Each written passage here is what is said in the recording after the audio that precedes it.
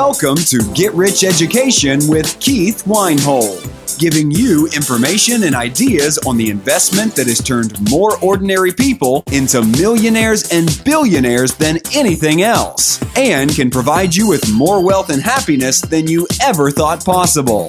Now, here's your host, investor, entrepreneur, business owner, and educator, Keith Weinhold. Welcome to the Get Rich Education Podcast, show number 4. I hope you've had a prosperous week. I am your host, Keith Weinhold. Today we have a classic showdown of stocks versus real estate. Yeah, we're going to take a number of key criteria and keep score here as we see which one of those two asset classes is better, so you don't have to keep score at home on which of these two asset classes wins the face-off. But first, we have some listener questions, 4 questions to be exact, and they'll be read by my wife, Rosanelle Weinhold. What are your tips for starting a business? My tips for starting a business? And by the way, listeners, I have read these questions beforehand. I'd like to think I'm this spontaneous with all these answers, but I put in some thought earlier. So with my tips for starting a business, try the Elevation Group, and specifically their Elevation Income module. It's theelevationgroup.com. You know, they step-by-step serve up on a nice platter with where you should go to start a business, where you should go to get a domain name, how you should go about thinking about a name, how to set up your legal entity, how to get a great corporate logo, ideas for a niche to fill to serve value to your customers, plenty of marketing strategies. You know, it would be nice if I could just give you my Elevation Income username and password, but that would be theft. So I want to help you a lot. I can't quite go that far in helping you. But Elevation Income is not a free resource. I think it was $997 or something when I bought it a while ago. You know, you need to remember with starting a business, you need to provide value, but you don't need to provide a physical product, and that becomes more and more true with each passing year. There are websites like ClickBank or Infusionsoft that are good platforms for information products. Kajabi, Kajabi, is a good site for hosting informational videos. You know, you can present a video of something that you're passionate about and knowledgeable about and sell a monthly subscription to it. And when you sell a monthly subscription to a video-based information product, you've just multiplied yourself. There's no limit to the amount of people that can subscribe to your videos or your informational newsletter or your white paper that want to learn about something that you are passionate about. So once you have that tuned in, you can wake up every morning and see how many subscriptions you sold overnight. I mean, it isn't quite as easy as that, and it's not like you're going to have a complete and optimized product up and running in a month and never have to do anything again. But this is a way to build passive income once you have it up and going. Actually, while you're checking out Elevation Income over there, the Elevation Group just has excellent modules for their investment strategies too, one of which I've instituted myself. Another idea for starting a business is putting together a wealth-building social network. I mean, Facebook has a social network for friends. LinkedIn has one for business. Create one specifically for wealth building. Let me tell you, that's one ambitious project, though. The last time I was on GoDaddy and checked, theabundancenetwork.com was available for a site like that. Or you can use that same name for another site, or you can find another good name and use it for that wealth-building social network idea. Now that I put that domain name out there on the show, it probably won't be there any longer unless you were the first one to hear this and act. But, you know, so what? Find a better name. You know, think abundantly. There's often so many answers to the same question. Number 2 question. What are your advice for attracting the right tenants for a rental real estate? Advice for attracting the right tenants for rental real estate. Yeah, try Facebook ads for tenants. You know, there aren't a whole lot of people doing Facebook ads. I don't know that it's going to be better than Craigslist, but if you have a vacancy, your opportunity cost of allowing it to sit there vacant could be higher than you buying a Facebook ad, which is usually somewhere between $5 and $20 for some pretty good exposure. With a Facebook ad, think about how one has the ability to tag and share and reach more people that way. If a prospective tenant has a friend that knows that someone else is looking for a place and they see it in their newsfeed and they tag or share it, it really helps to spread the message, and it didn't cost you any additional money if your post gets basically promoted among friends that way.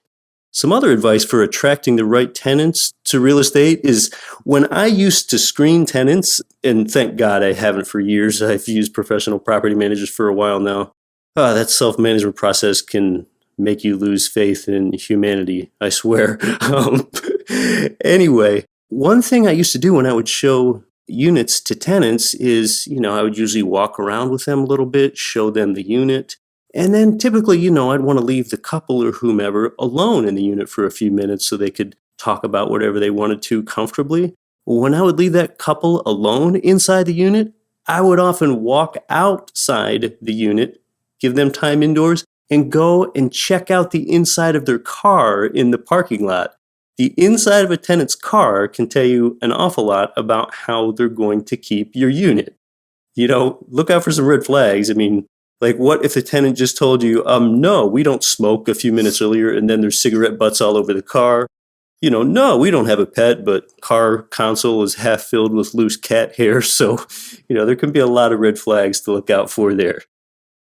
Number 3 question. Do you have any tips for increasing income on existing rental property? Yeah, make the best use of existing garages and storage units.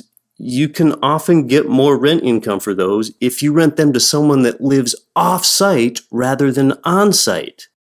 I own an 8-plex building that has a heated 1-car garage. I rent that 1-car garage to a 9th tenant that lives off-site, and I get $400 a month for it from that off-site tenant. If I rented that garage to someone that already occupied one of the units there, especially in that lower-end tenant demographic, I might only get an extra $100 a month for it. I also have an investor friend here that just bought a duplex. Duplexes typically don't provide cash flow in that market, but he's making his duplex provide nice positive cash flow because the building has a detached 3-car garage. Well, my investor friend's wife parks in the garage bay closest to the home, and the other 2 garage bays are rented to the same tenant that lives off-site, and that tenant pays my friend an extra $900 a month to store his boat and whatever other items there. My friend also has a storage shed on that same duplex site that he plans to rent to yet another tenant that lives off-site. But if that tenant lived on-site, they just wouldn't pay that much more for the same amenities.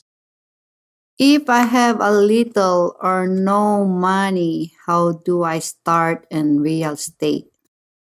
Starting in real estate with little or no money, well, it starts with educating yourself. You probably knew I was going to say that. And build your credit a while. You can find a real estate deal, show others it's a good investment of their money, and match up their money with the deal that you found and take a share of the profits. That's called real estate syndication or sometimes real estate aggregation. Go ahead and read about it. If it sounds like it might interest you, go to realestateguysradio.com, click on the events tab, and register to go to their next syndication workshop. I think their next one is in February.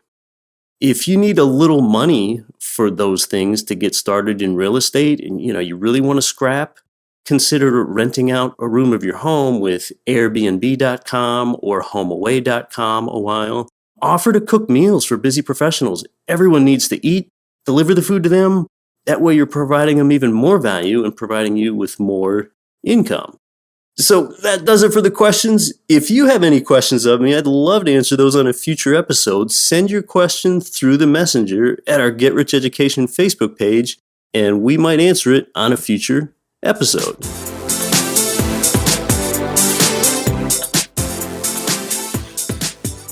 All right, well, we're going to jump into our segment, The Face-Off. Stocks versus real estate. What's a better asset class? All right, criteria number 1, we've got rate of return as based in the value accumulation. Well, stocks appreciate about 8 to 10% a year over time. Real estate appreciating at just 5% on the asset, though, can return 25% on your down payment money.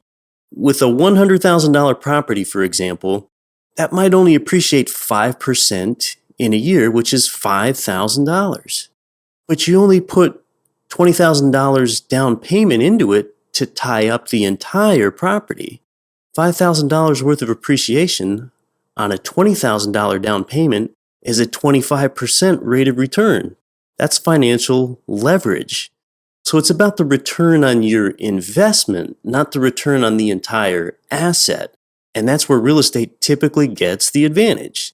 Now, you can get some stock leverage, but you typically have to put in a 50% down payment when you're borrowing on margin. That's less leverage than 20% down.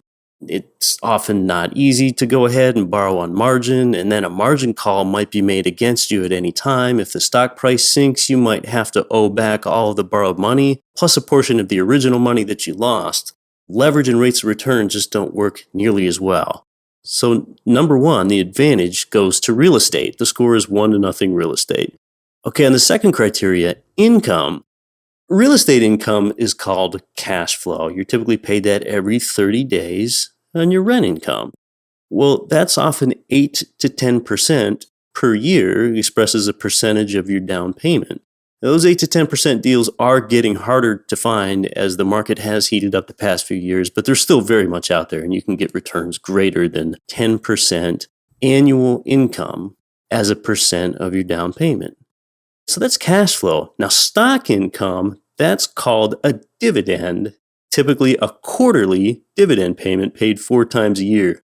Well, the average dividend paying stock in the S&P 500 is 2% per year. Yeah, 2% lower than the rate of real inflation. So these incomes, cash flow with real estate, dividends with stocks, they continue to flow into you regardless of what happens with the market value of the property or stock typically. So this is how you make money follow you. And those rates are often quite a bit higher with real estate. The score is 2-0 real estate. The third one, stability. Well, with real estate, from 1965 to 2008, on a national basis, real estate had year-over-year gains every year. Yeah, every year. What is that, 43 years or something? Every year, a gain marched on. Now, you do have to be careful. Real estate is a local business based on local economic drivers and demographics, okay? That's a national number with those year-over-year gains. Now, what happened in 2008 with the stock market going down was unusual, but that showed it's certainly possible. But when that happened, I was in certain local markets that sustained relatively few losses in 2008 because I educated myself on getting into the right markets, especially geographic markets, just like I'm educating you. With stability, residential real estate, it just won't go to zero. I mean, even if a place burnt down and wasn't insured, the land underneath it would still be worth something.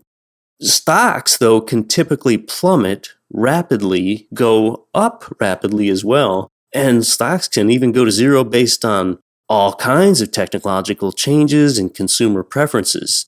Remember Blockbuster Video Store, Quiznos Sandwiches, JCPenney and all sorts of realtors, Zynga, BlackBerry. I mean, it's a long list that's added to every day of down and out businesses. And one reason why stability is so important is tied to math. Just listen to this. If you've never heard it before, you're going to find it fascinating. You know, stocks bounce around a lot, up and down. They're quite volatile. Well, if a stock loses 10% of its value, it needs to gain 11.1% of its value back just to get to even. Yeah. Well, if a stock loses 50% of its value in a year, it needs to gain 100% the next year just to get back to even. Okay, well, if a stock loses 50% in 1 year, and say in year 2 it gains that 50% back, you didn't break even, you're still down 25%. Okay, follow me. Say a $1,000 investment drops 50% to $500. When that $500 gains 50% again, your balance is now $750. Well, you started out with $1,000, Now you're down to 750. You lost 25%. Even though it looks like to some, oh, well, they were down 50% in year one and up 50% in year two, and they must have broken even over that time horizon. No, they didn't. They're down significantly. That's one reason why people often look at their stock portfolio statement or their 401k statement, and depending on how the returns are expressed, that retirement statement could show that the rate of return is positive, and they wonder why it doesn't show a higher balance. Sometimes it only shows a higher balance because you're contributing to it regularly every 2 weeks from your paycheck or whatever. If you only have a higher balance because you're contributing to it regularly, that's not a return on your investment. That's only a return of your investment. Who would be interested in that? So real estate wins the stability, and that's one reason it matters due to volatility of stocks. The fourth criteria is liquidity. Okay, stocks win this one. They clearly have the liquidity advantage over real estate. I mean, with E-Trade, Scottrade, point and click 24 hours a day from home in your pajamas, done. The trade might not get processed until the market opens and the futures market settles, or it might not happen until the next business day, but it's still remarkably easy and efficient to buy and sell stocks. With real estate, it's not. You need to write an offer to the seller, have the offer accepted, maybe negotiate back and forth, often execute a property inspection, come to terms, have an appraisal, be sure that your financing's secured. Then you have to see that the manager stabilizes the investment. There are definitely more hoops to jump through with real estate on both the purchase and the sale. But you know what? Consider this. The efficiencies lost in the transaction, that diminishes real estate's liquidity. That actually contributes to real estate's stability. Yeah, there's no panic selling in real estate. I mean, you need to have the property prepared to look good and then go through all those mentioned steps with the seller. I mean, there are plenty of times where you might want to consider not going ahead and selling or not going ahead and buying. That keeps the asset class slower moving and the asset price more stable. But this was a comparison between real estate and stocks on liquidity, and stocks clearly win this matchup. So the score is now 3-1 in favor of real estate. The next criteria is what's more understandable. You interact with real estate every day. Wherever you're listening to this right now, you are interacting with real estate. Whether one is at home, in the office, on the train, on a treadmill, or even if someone's homeless and squatting, they are contributing to real estate in every one of those instances. Most people understand that one person would pay another person to live, work, or play within a piece of real estate. With stocks, how well do you really understand the fundamentals of a company and what leads to earnings, profitability? Do you understand the corporate balance sheets of the stocks that you're invested in, its cash flow, its outstanding debts, its corporate tax rate? You just naturally have more distance and insulation from those things. Though you can often get a hold of it on many of those things, but even if you went all that distance and getting a hold of that information is accounting, deferring, showing a gain or a loss until the next quarter or the next year for tax reasons. I mean, how do you know these things? You can't. And the better you understand something, the better you know how to make it profitable. So the advantage here is clearly in real estate. The next criteria is utility. Real estate is not discretionary. I mean, that means it's not a choice. People need real estate. Come on, food, shelter, clothing, safety, warmth. Every one of those things is stored in a home. Technology does look to change that in the future too. I mean, pull up some YouTube videos of 3D printed homes in China. Be current. Read about how driverless cars like Tesla is close to inventing might make real estate location less important than it is now.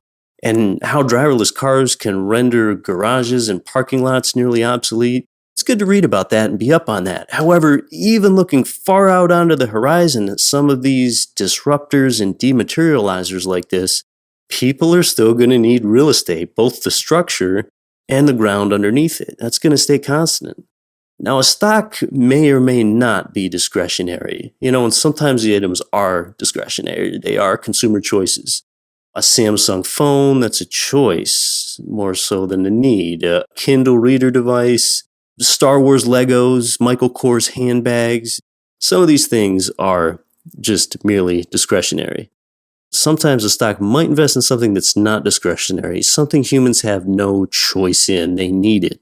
Humans need water desalination plants that a stock might invest in for drinking water, or Lafarge cement for building, okay? But in most cases, real estate is clearly more necessary to humankind than what you're going to find in a typical basket of stocks.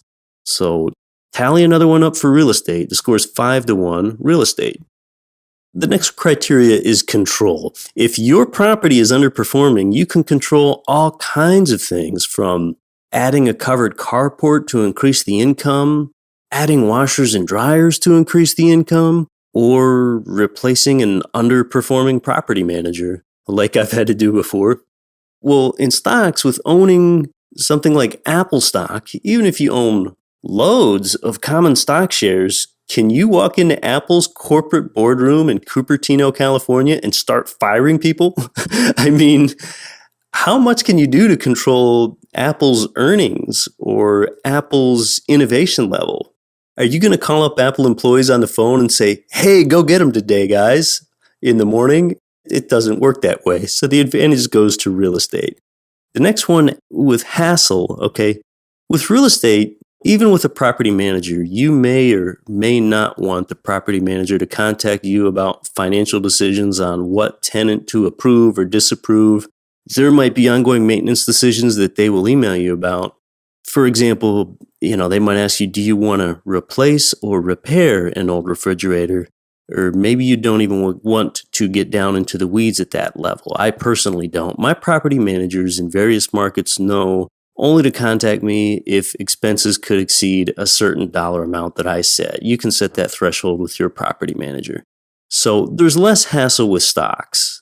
Now, I can greatly mitigate the hassle with a good property manager, but even then, over the long term, there's just going to be more messiness with real estate. With stocks, there's very little to mess with, almost nothing while you're holding onto a stock.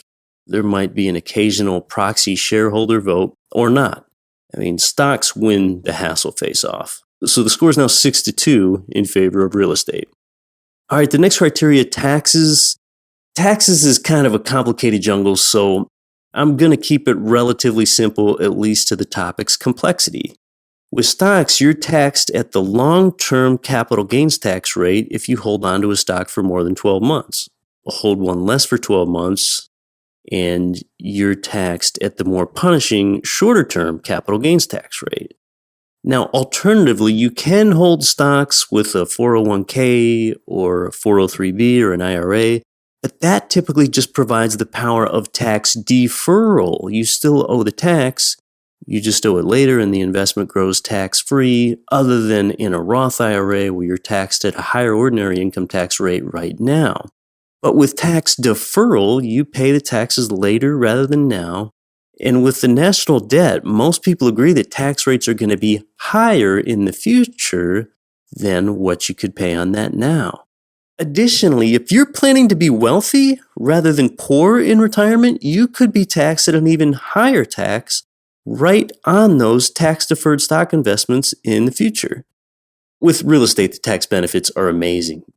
The government provides generous tax incentives for private enterprise, people like you that provide housing, or food, jobs, or energy to society. Those are the people that get the tax breaks. With real estate investing, you're providing some of that. You're providing housing. Non-real estate investors have a hard time believing this if they haven't heard it before, but you never have to pay capital gains tax on your capital gains if you plan correctly. Yeah. Last year, I sold 2 fourplex buildings and bought 2 bigger buildings with a 1031 tax-deferred exchange. I had 0 capital gains tax liability, and there's no limit to the amount of times that I can do that in my entire life. And then at death, my basis is stepped up such that the tax liability to my heirs is 0. Now, there are some specific rules to follow with a 1031 exchange, but it's worth it.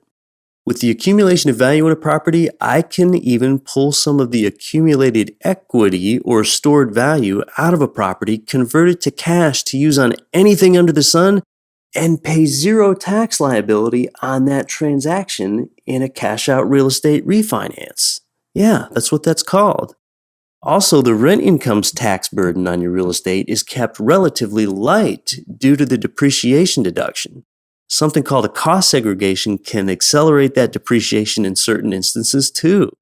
You're just not paying as much tax on your rent income, your monthly positive cash flow, as you are if you're used to working at a day job. That's because with rent income, there isn't any FICA, Social Security tax on that rent income. There's just so many real estate expenses to write off against your rent income up to certain thresholds. There are tax deductions on the mortgage interest, the property management, the property insurance, the maintenance, the capital expenditures, which you'll hear some people say CapEx, which are major non-recurring expenses. So, the tax advantage is clearly with real estate. The score is 7-2 real estate. All right, the next criteria is inflation. Inflation is such an important consideration. Rather than just asking what your rate of return is, ask what your rate of return is above and beyond the rate of inflation. Ask that of yourself. The government reported CPI, the Consumer Price Index, it doesn't include food and energy. The government says that food and energy are too volatile. Well, the Consumer Price Index is about 2% right now.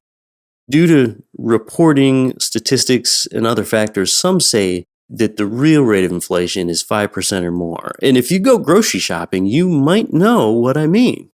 Well, if the real rate of inflation is 5% and stocks have a 10% ROI and leverage cash flowing real estate has a 25% ROI, realize that your rate of return clear of inflation is only 5% for stocks and it's 20% for real estate.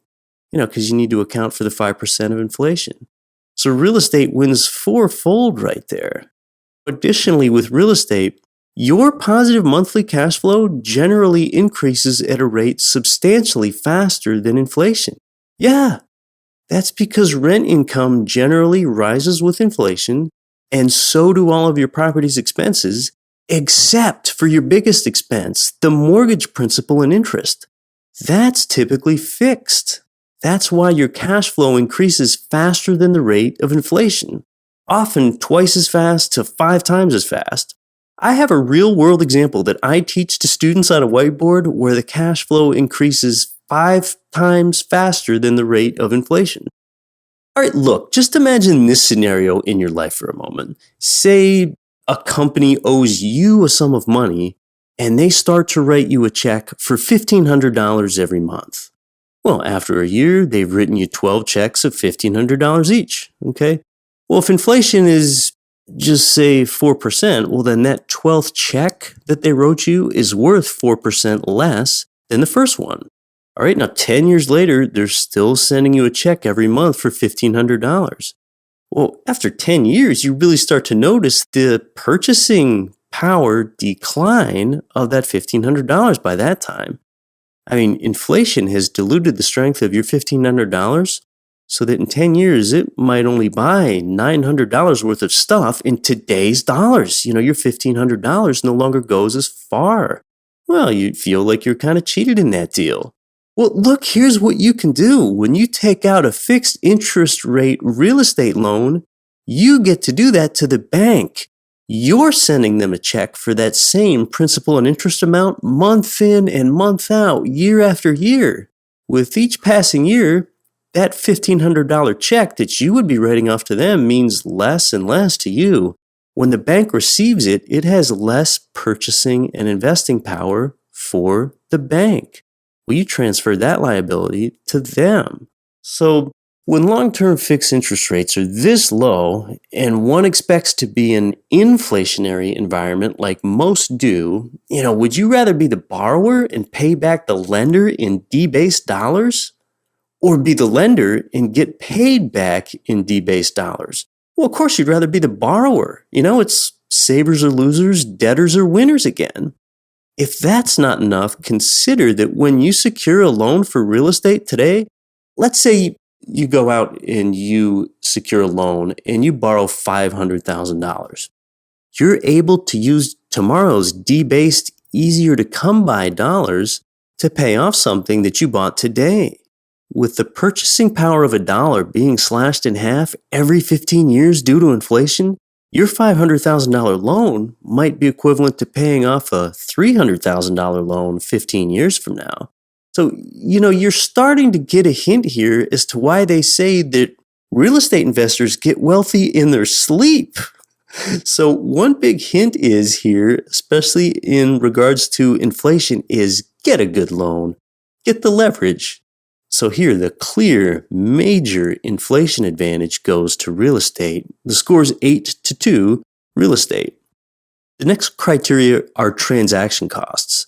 With stocks, you might pay a $7 trade with Scottrade, and you can make a larger dollar trade and you still only pay $7. It's both simple and it's cheap. On transaction costs for stocks, you might pay $7 for both the purchase and the sale again, but it's still simple and cheap. Well, with real estate upon purchase, you might pay 5% of the loan amount with a 20% down payment. That's 4% of the property's value then. And at the sale, you also have to pay an agent commission of 5 to 6%, assuming that you don't sell it yourself. Plus, you have some property make-ready costs, repairs. I'd say stocks easily win this face-off, and the score is 8-3 real estate. The next criteria is government support. Unlike with stocks, the government will move heaven and earth when housing starts to teeter and look vulnerable. Look what happened after 2008's financial crisis. Interest rates began their plummet to historic lows, and amazingly, they still have hardly come off that. In 2010, the IRS offered an $8,000 tax credit to first-time homebuyers to try to aid the recovery. The government will do a lot. Now, some see the government in terms of the Federal Open Market Committee increasingly instituting these money printing cycles called QE cycles, printing dollars to stoke asset prices. Some see that as a way to assist both stocks and real estate. We're keeping our eye on that, but historically, governments give more help to real estate. They will prop that up first.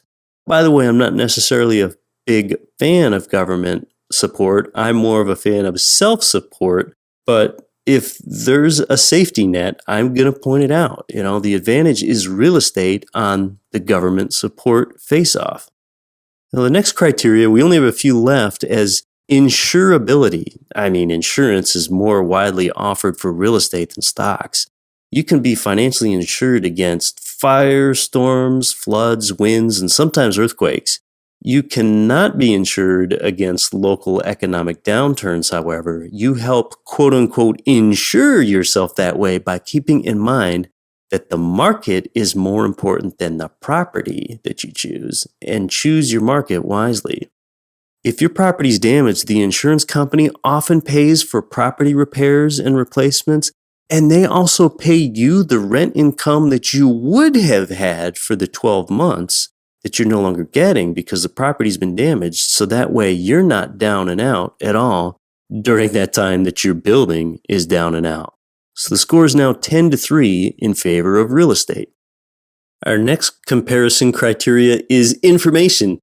You can execute on a stock tip from the outside, but if you get too close to the company and learn about a merger or an acquisition or some innovation or some other news before the public does, then you are in trouble. You are fined or you're going to jail. Martha Stewart is the most famous such example of this, insider trading.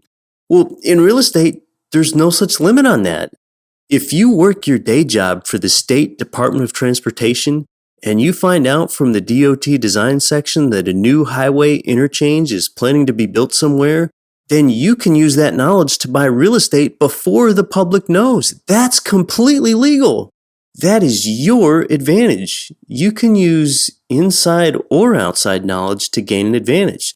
The go-getter, the networker, is rewarded. Sometimes you aren't even a go-getter and the information just kind of comes to you depending upon your circles in society. So real estate knocks out stock on information. And the last criteria is risk. You've probably learned by now enough to see that with stocks, there is a direct correlation between risk and reward. High risk is high potential reward. Low risk is likely a lower reward with stocks. Real estate shakes up that correlation paradigm. It's so easy to get a little bit of education on real estate, and the returns can be high, while the risk is often medium low. I've seen real estate skeptics transform from disbelief to delight when they learn about that risk-reward correlation disconnect. All right, so the final score after all 9 innings, all 4 quarters, is 12-3 in order of the victor, real estate. So, hey, let me know how I did on our Get Rich Education Facebook page through our messenger there. Any one of these topics could be a show on its own, and focusing on some of them might be a future show. I could have introduced more face-off criteria for both stocks and real estate, but I like to keep the show brief and moving along. I think you get the idea that real estate has mind-boggling advantages as an asset class. Now, if you're a stock investor and listen to the first few Get Rich Education shows now, hopefully it's demonstrated the value of having at least some cash flowing real estate in your portfolio. When you know where your return comes from and how to manipulate the variables, you're going to enjoy a higher return on your time and a higher return on your money. So until next time, I sincerely wish you the best in all of your life's endeavors, and don't quit your daydream.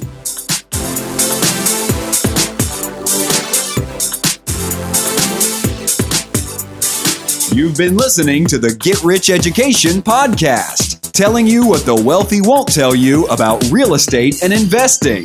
If you enjoyed the show, please take a minute to visit iTunes and leave your comments.